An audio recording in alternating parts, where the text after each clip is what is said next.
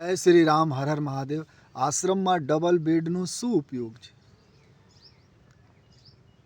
આશ્રમમાં બેડનો શું ઉપયોગ છે? આશ્રમમાં તો જમીન ઉપર સૂવો. આશ્રમ તો ભક્તિ કરવા માટે છે, લોકોને જગાડવા માટે છે, આનંદ કરવા માટે નથી. તો આશ્રમમાં ડબલ બેડનો શું ઉપયોગ છે? માન લો સંસારી માણસો પણ આવતો હોય આશ્રમમાં, આવે કાંઈ બાંધો નથી, અલગ અલગ સૂવો, ભજન કરો, ભક્તિ કરો, માલા કરો. ડબલ બેડનો શું ઉપયોગ છે?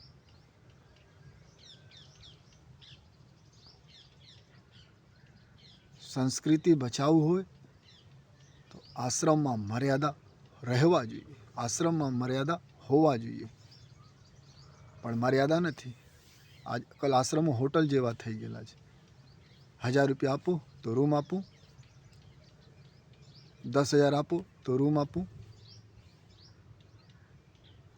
એમાં બેઠીને ભોજન, હોટલ જેવા ભોજન હોય, પૈસા આપતા હોય તો એ તો હોટલ થઈ ગયા ને સાહેબ.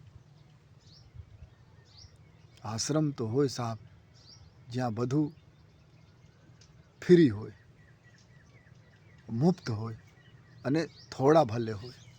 આશ્રમમાં શું જોઈએ? રોટલા, શાક. આ પેટ ભરવા માટે, સ્વાદ માટે નહીં. આશ્રમમાં સ્વાદની જરૂરત નથી, ખાલી પેટ ભરી જાવે અને હાથમાં માલા રહે, ભજન રહે. ડોંગરે બાપાના કથન છે, મારો કથન નથી હો, માફ કરજો.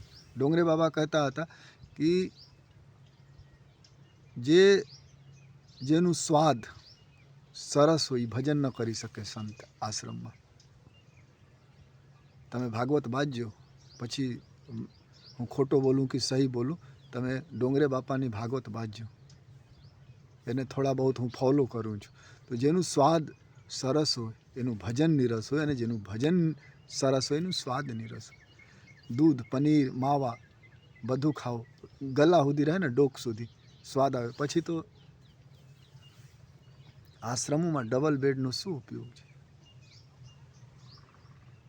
આશ્રમમાં તો શાંતિપૂર્વક બેસીને માલા કરો, જમીન ઉપર સો. જો અતિથિ મહેમાન આવે,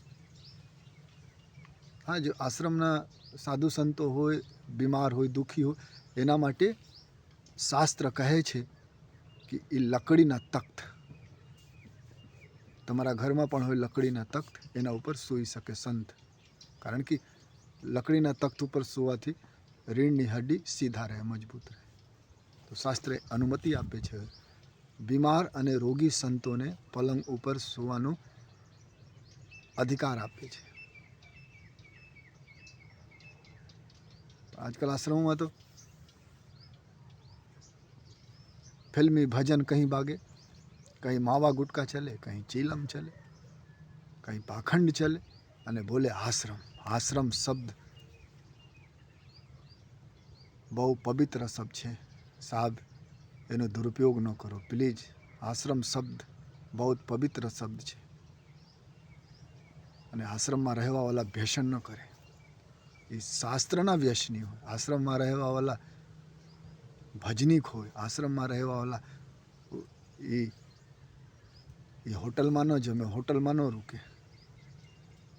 એને એ તો ખાલી એના હાથમાં માલા હોય, ભજન કરતા હોય, ભક્તો આવતો હોય એને જોઈને ભજન કરતા હોય.